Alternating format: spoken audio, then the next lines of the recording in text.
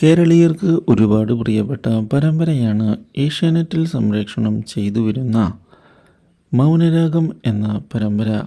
TRP റേറ്റിംഗിൽ ഇപ്പോൾ 4-ാം സ്ഥാനത്തുള്ള ഈ പരമ്പരയിൽ നിർണായകമായ വഴിത്തിരിവ് വന്ന് സംഭവിച്ചിരിക്കുകയാണ്.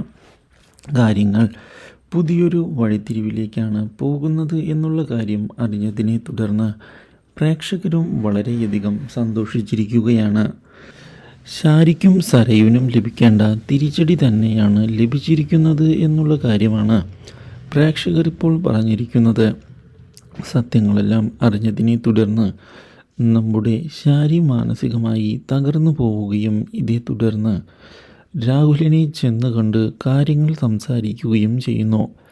ഇതോടെ രാഹുൽ താൻ പണ്ടേ പറഞ്ഞതാണ് എന്ന് വ്യക്തമാക്കുകയും സരയു ഷാരിയുടെ മകളല്ല എന്നുള്ള കാര്യം സമ്മതിക്കുകയും ചെയ്തിരിക്കുകയാണ്.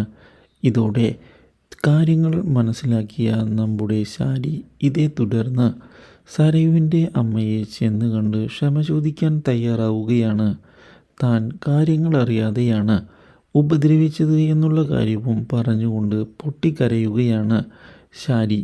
എന്നാൽ ഇതേ സമയം കിരണും കല്യാണിയും പുതിയ നീക്കങ്ങളുമായി മുന്നിലേക്ക് പോവുകയാണ്.